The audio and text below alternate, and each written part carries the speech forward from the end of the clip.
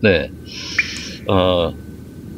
이 노래는 드림캐쳐의 디스토피아 트릴로지라고 그러죠. 디스토피아 시리즈 3부작 중에 마지막 작품, 세 번째 작품인 오드 아이라는 노래입니다. 우리가 이 디스토피아 시리즈 중에 앞에 두 개의 시리즈를 이미 소개했죠.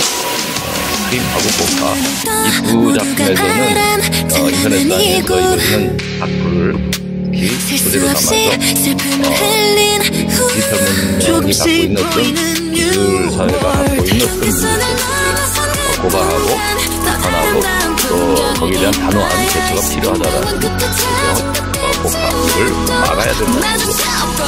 처벌을 통해서 강하게 우리가 이러한 악의적인 악플과 같은 이런 형태의 인격 모독과 사람들에 대한 공격과 이런 성향, 악한 성향이 그대로 표출되는 것을 사회에서만 방관하고 뒷걸음 붙이고 불러서서 보고만 있으면 안 된다. 근데 이 세 번째 작품, 마지막 이 작품인 오드아이는 좀 더 시선을 확대해서 우리가 철학적인 사고나 인문학적인 아날로그적인 사고라는 것은 우리가 근본적인 것을 관찰하고 또 종합적으로 그래서 비판적인 관찰을 해야 되는 문제 좀 더 시선을 확대하고 있죠. 디지털 문명 자체가 갖고 있는 어떤 위선, 그러니까 어떤 겉보기에 화려하고 아주 신기루와 같은 어떤 이런 홀로그램, 또 우리가 3D 얼마나 화려하면 우리가 기술적인 우리에게 유용성을 주고 또 시선을 끄는 어떤 재미있는 요소들을 게임이라든지 또 많은 영화라든지 이런 촬영법을 통해서 우리에게 많은 이런 현란한 이미지와 동영상들의 이런 풍수를 우리에게 가져다 준 것이 이런 정보사회고 디지털 문명이지만 그 속에 숨겨진 비밀을 들여다봐야 된다는 거죠. 그것은 겉만 번지고도 한 것일 수가 있다는 거죠.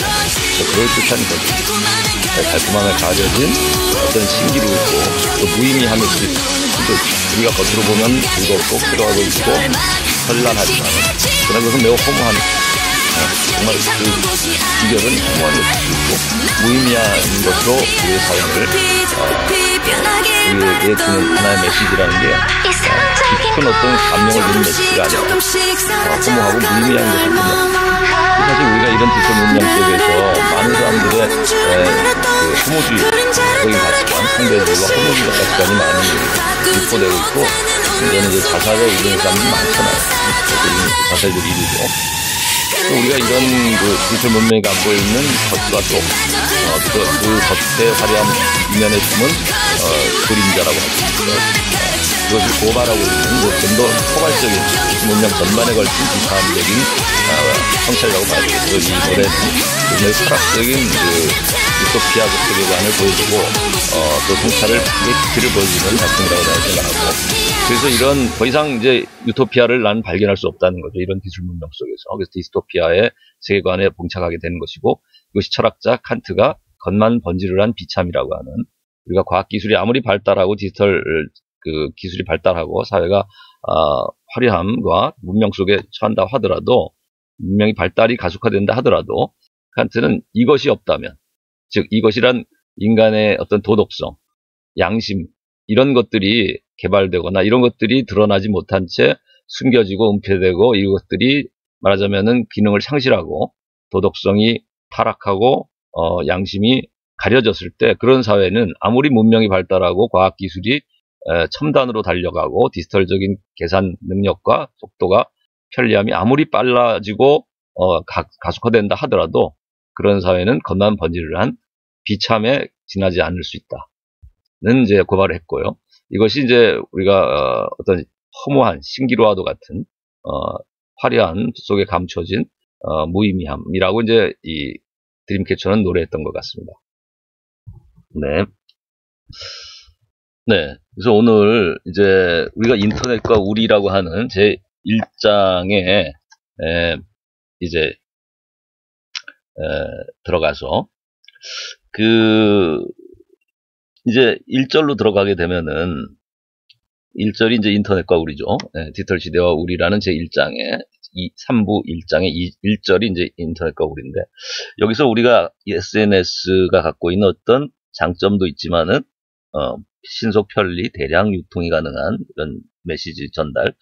또 그러나 그것이 갖고 있는 문제점들, 도덕적인 뭐 인스타그램이 허영심을 부추길 수 있고, 트위터가 감정 배출, 분노의 배출구로 사용될 수가 있고, 페이스북이나 블로그의 교만을 과시하는 지식적인 자기 과실수가 있을 수 있고, 유튜브나 OTT에 중독되는 사람들의 경우는 자발적인 사고력이나 공정한 판단력이 마비되거나 약화될 위험이 있다라는 확증 편향 같은 이런 심리적인 문제가 나올 수 있다라는 얘기를 했고, 또 이제 마지막으로 인터넷이나 이런 SNS가 우리가 많이 사용할수록 또 우리 사회 안에 사이버 범죄, 가상현실 공간 안에서, 가상현실 안에서의 어떤 범죄 현상도 매우 이제 증가하고 있다는 거죠. 물리적인 이 공간 안에서 이루어지는 범죄만이 아니라 이 사이버 범죄가 그러면 왜 일어나는가, 그리고 그 해결책은 뭔가를 마지막으로 이제 좀 점검을 해보자면, 증가의 원인이라고 할 수 있는 것은 아까도 잠깐 얘기했지만은 인터넷이라든지 이 사이버 세계가 갖고 있는 특징이 어떤 익명성이라는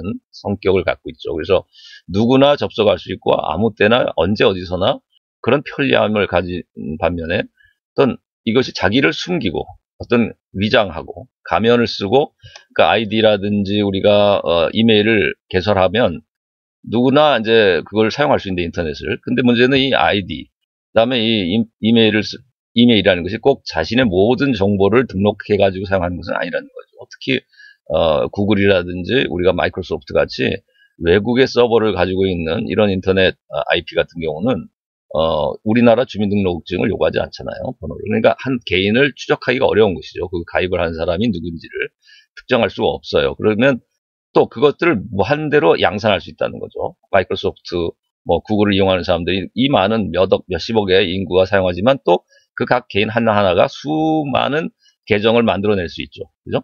수많은 이메일을 만들어내고, 같은 마이크로소프트 속에서도 지메일을 많은, 또 한메일을 구글의 지메일이나 한메일, 마이크로소프트, 이게 몇 개의 주소를 가져올 수가 있죠. 이메일 주소를 만들어낼 수 있고, 그것에 따라서 또 아이디를 여러 모든 이제 인터넷 사이트마다 가입을 할 때, 아이디를 만들 때 그런 이제 인터넷 주소만을 가지고면 되니까 신분을 검사하지 않잖아요. 그러니까 이걸 추적할 수가 없는 거죠. 어떤 짓을 해도 그 안에서 어떤 말을 하고 그 안에 어떤 활동을 하든 무엇을 유포하고 어떤 글을 쓰든 우리가 그 사람들을 특정하기가 어렵죠. 이런 그 익명성, 가면을 쓸 수 있다는 이 익명성을 이용해서 사람들이 정말 많은 범죄가 일어날 수 있는 온상이 될 수도 있다는 거예요. 네, 우리가 여기서 이런 익명성의 문제로 인한 어떤 우리 사회의 혼란, 그리고 이런 욕망의 분출, 그래서 악의 성향에 의해서 그 탐욕으로 변질되는 인간 욕망이 또 디지털적인 이런 계산적 사고가 결합하면서 수많은 경쟁을 낳고 정말 악의적인 이런 악플이라든지 또 어떤 이지매나 왕따 같은 집단 따돌림까지도, 사실 이런 모든 범죄적인 성향까지도 나타날 수 있는 이런 인간의 악의 표출이 결국은 그 익명의 가면, 익명성이라는 것이 어떤 자신을 숨기는 가면에 의해서 좀 더 부추겨질 수 있다는 거죠. 적어도. 물론 그래서 우리가 그런 하나의 이제 예를 우리가 이미 고대 철학자 플라톤은 국가라는 책에서 그 예를 들고 있어요. 예를 들면 기게스라는 양치기 소년의 예를 들고 있어요.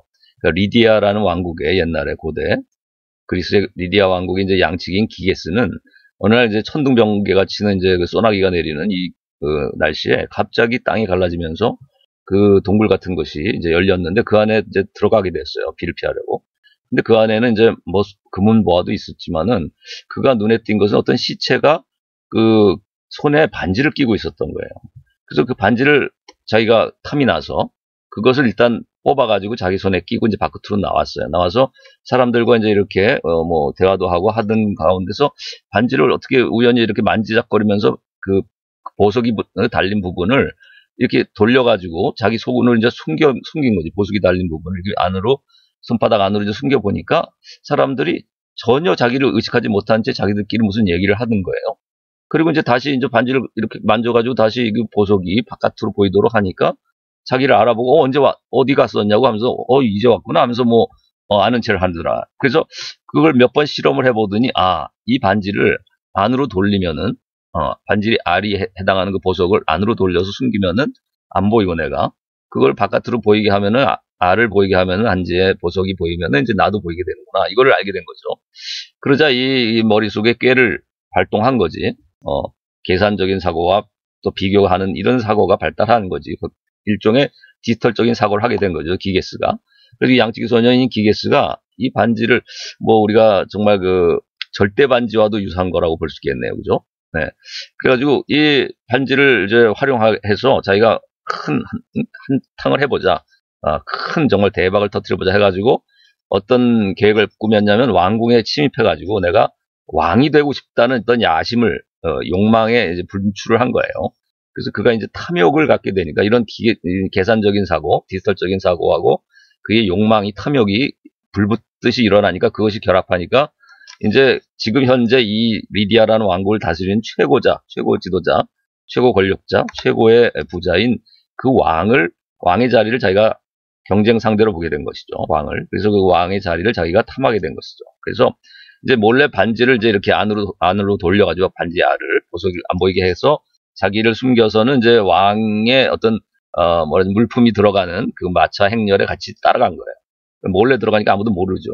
들어가서는 이제 왕궁 안에 그 침실까지, 그러니까 왕이 거하는 처소, 더 나아가서 왕비가 거하는 처소까지 들어간 거예요.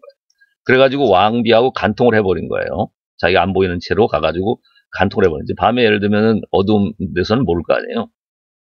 그러니까 왕인 척하고, 하여튼 간통을 하고 그것이 성립한 것이, 성공을 한 거지. 그러고 나서는 왕비가 이제 놀라가지고, 그런데 그 젊은 기게스에게 반한 거지. 그래서는 둘이 내통을 하게 되면서 왕을 둘이 맞으면 모의를 해서 왕을 제거하고 죽여버린 거죠. 그래서 리디아의 왕국을 자기가 통치하는 왕이 되게 된 거예요. 이 기게스가. 그래서 이 기게스의 반지라고 하는 이 유명한 하나의 일화를 국가편에서 우리가 플라톤이 제시한 동굴의 비유라는 것도 제시했다고 그랬죠. 우리가 살아가는 삶이라는 게 동굴 속 죄수와 같이 그림자만 보는. 그래서 우리가 이렇게 아이콘 같은 것, 그죠? 여기 보면은 이제 우리가 아이콘들 이렇게 쭉 그려놨었잖아요. 그죠? 이렇게. 우리가 뭐 카톡에 맨날 이런 거, 이런 아이콘 맨날 이모티콘, 아이콘 이런 거, 이모티콘. 그죠? 뭐 이런 것들 저기 보면서 했잖아요. 우리가 맨날. 예, 그래서 그런 것처럼, 우리가, 이제, 네. 그래서 우리가 이제 이런 아이콘에 빠져서 살고 이모티콘 그려가면서 살아가는 이제 이런 이모티콘을 갖다가 SNS 주고받으면서 이렇게 살아가는 우리의 모습이 말하자면 플라톤이 생각했던 동굴 속의 죄수의 모습하고도 비슷하다고 볼 수 있다는 거죠. 이모티콘이라는 말이 바로 이 아이콘이라는 말에서 에이코니아라는 말이 그래서 이제 아이콘이라는 말이었고 이 아이콘과 이모션을 결합한 것이 이모티콘이잖아요. 그죠? 감정을 표현하는 그림이라고 해서 아이콘, 그림이라는 뜻이잖아요. 그림 또는 그림자죠. 그래서 에이코니아라는 그리스 말에서 왔는데 이게 플라톤이 동굴 속 죄수가 보는 그림자를 에이코니아라고 말했기 때문에 여기서 아이콘이 온 겁니다. 자, 그래서 그런 얘기를 지난번에 했고 그래서 이제 그러면은 범죄가 증가할 수밖에 없는 이유 중에 하나가 익명성인데 마치 기게스의 반지를 낀 것처럼 우리가 인터넷이라는 것이 우리에게는 일종의 현대인들에게는 이제 플라톤이 말했던 그 익명성을 가져다주는 자기를 숨길 수 있는 가면에 해당하는 기게스의 반지 절대 반지의 역할을 하게 된 거죠. 자기를 숨길 수 있다라는 이 측면이 자신의 어떤 탐욕을 몰래 극도로 표출할 수 있는 수단이 되는 거죠. 계산적인 사고와 함께 디지털적인 사고와 함께 우리의 욕심이 결합하면서 이 경쟁을 낳고 어떤 그 수많은 범죄와 또는 어떤 부도덕한 행위들을 낳은 것처럼 네, 그래서 우리가 이 기계스의 반지와 같은 것이 이제 인터넷이 우리에게 주는 하나의 익명성이라는 거죠. 그 성격이. 근데 자 그러면 이것이 물론 우리의 이런 탐욕과 이런 계산적인 사고를 결합하는 경쟁 심리와 우리 어떤 또 악을 저지를 수 있는 그것을 유인 동기가 되지만 근본적으로 그러면 원인은 뭔가라고 한다면은 익명성은 하나의 우리에게 주는 하나의 중요한 수단, 기계스의 반지와 같은 도구가 되는 것이 있고 그 밑바닥에 깔린 것은 인간의 탐욕, 그죠? 그리고 탐욕과 계산적인 사고라고도 볼 수 있겠죠. 꾀를 부리고 욕심을 결합해서 자신만의 이득을 추구해 나가려고 하는.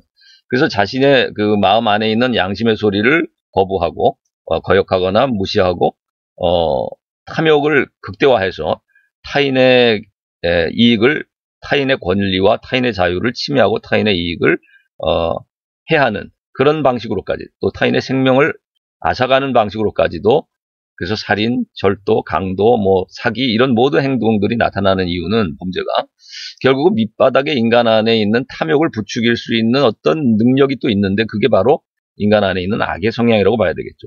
그러니까 선한 의지와 인간의 양심이 있는 반면에 또한 악한 성향이 인간에게 있기 때문에, 결국 이런 모든 범죄의 증가의 근본 원인은 인간 안에 있는 이런 탐욕을 부추길 수 있는 악의 성향이고, 그 악의 성향이 탐욕과 이 뒤털적인 이런 계산적인 비교 계산의 사고를 결합시키면서 수많은 시기 질투와 같은, 또 분노와 이런 그런 말하자면 남을 배척하고 분노하고 이런 감정들을 표출하는 그런 그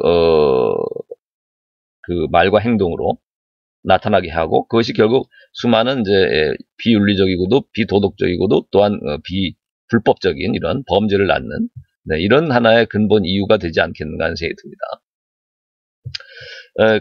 그래서 그 악의 성향, 인간 밑바닥에 있는 악의 성향이 어떻게 보면 근본 원인이라고 볼 수 있겠지만, 그 악의 성향이 하는 일은 인간의 욕망을 부추기고, 계산적인 사고를 동원해서 수단으로 해서 욕망을 부추기고, 근데 그런 것에 더욱더 말하자면 기름을 붓는 하나의 도구가 되는 것이 익명성이라는 이런 절대 반지, 기계스의 반지의 역할을 하는, 자기를 속일 수 있는 이런 수단을 제공하는 인터넷, 이런 디지털도 기기라고 볼 수 있는, 디지털적인 이런 사회관계망, 소셜 네트워크, 또 인터넷과 같은 이런 정보망이라는 것이, 정보사회라는 것이 말하자면 기름을 부는 것이고, 인간의 악의 성향에 기름을 부어서 결국 욕망과 계산적인 사고를 결합하는 이런 경쟁심리, 무한 경쟁의 심리, 극도의 극단적인 경쟁, 그리고 시기와 질투, 그래서 또 우리가 지난번에 얘기했던 것에 의하면 뭡니까?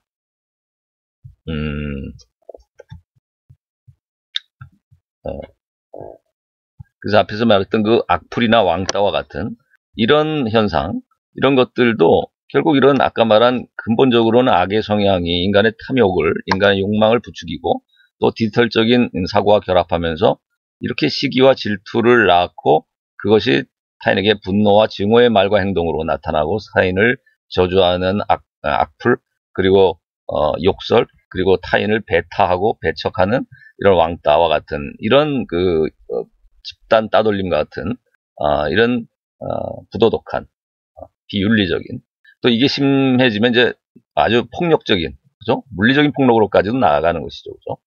심한 명예훼손과 심한 모욕과 또 협박, 그죠? 사기, 이런 것들이 다 어떻게 보면 밑바닥에 있는 이런 악의 성향을 악의 성향이 결국 인간의 욕망을 부추기고 경쟁 심리를 낳고 비교 계산하는 사고를 통해서, 그래서 이제 인간의 시기심과 질투심, 살이 가득한 질투와 시기 아니에요, 그죠? 이런 것들을 낳는, 그래서 언어 쓰레기가 놔둔 이런 삭막한 인간 사회로 만들어가는 것이, 디지털 공간을 이런 식으로, 사이버 공간이 이런 식으로 언어 쓰레기가 난무하는 삭막한 벌판으로 만들어가는 것에는 가장 근본 원인은 물론 인간 밑바닥에 있는 악의 성향이라고 말할 수 있겠지만, 그것이 작용하는 구조는 인간의 욕망을 극대화시키려고 하고 비교 계산하는 이런 사고를 통해서, 그리고 그걸 통해서 우리가 남들과 경쟁하는 그런 무한의 경쟁, 초고도 경쟁 사회를 만들고 무한 경쟁해 나가는 모든 분야에서, 그것이 또한 감정적으로는 질투심과 시기심이라는 감정을 자극하고, 그것이 이제 분노와 증오의 감정으로 변해서 결국 사람들에게 이런 말과 행동으로 정말 부도덕하고 불법적인 아주 악한 이런 행동으로 나타나는 이런 결과를 빚는 것이다라고 말할 수 있겠습니다. 그래서 근본 원인을 이제 이런 정도로 정리한다면 그 해결책은 뭐겠는가 했을 때는 결국 앞에서 말했던 우리가 철학적인 사고 훈련이 필요하다는 것이죠. 그리고 또 디지털적인 윤리 규범을 만들어 나가고, 또 권리 장전을 법제화해서 디지털 권리 장전 같은 어떤 법을 확립해가지고 규제하고 처벌을 할 수 있도록, 이래서 우리가 윤리 규범을 통해서 사람들의 권리와 의무, 자유와 책임을 명확히 하고, 권리장전과 같은 법을 만들어서 디지털 권리법 만들어서 엄격한 규제와 처벌의 조항을 거기다 명시해서 법을 어긴 사람들에 대해서 남의 권리와 자유를 침해하는 그 의무와 책임을 다하지 못한 인간들에 대해서는 도덕적인 비난만이 아니라 법적인 강한 처벌과 규제를 가하는 것이 결국은 이런 악의 성향을 어느 정도 눌러갈 수 있는 거죠. 인간의 악의 성향을 누르고 인간의 양심을 발양시킬 수 있는 하나의 도구가 될 수 있는 것이 이런 법제화, 제도화라고도 볼 수 있겠죠. 그러나 그 근본에 있어서는 인간 안에 있는 선한 의지, 양심을 되살리지 않고서는 이 모든 것들은 사실은 공연버릴 수 있겠다.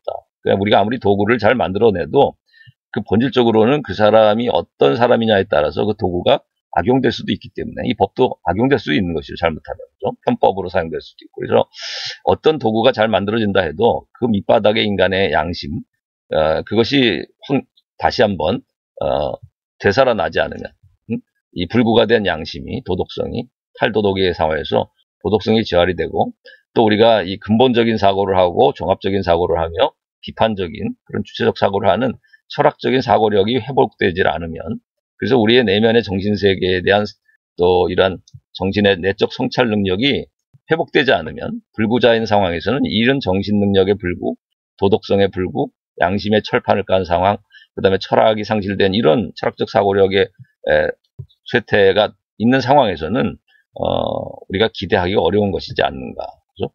그래서 I think therefore I am의 이 I think 성찰 능력을 상실하고 그냥 클릭 커넥라는 인터넷에 매일매일 접속 클릭해가지고 이런 이모티콘과 아이콘을 누르면서 또 이런 욕설과 어떤 줄임말을 통해서 사람들과 소통하는 이런 행태만이 유지되는 한에서는 진정한 성찰 능력과 이런 사고력이 회복되지 못한다면은 근본적이고 종합적이고 비판적인 이런 사고력, 아날로그적인 사고 능력이 회복되지 않고서는 또 양심이 다시 되찾아지지 않고서는 그리고 정신의 세계가 발양되지 못하고 한다면 우리가 내면적인 이런 정신의 세계를 가꾸지 못한다면 아무리 외적으로 이렇게 화려한 정말 신기루와도 같은 이런 화려한 것들이 결국은 사상 누각이고 신기루에 불과할 수도 있다는 거죠. 겉만 번지르한 비참으로 귀결될 수도 있겠다. 우리의 이런 능력이 개발되지 않고서는 이런 철학적인 사고력, 양심의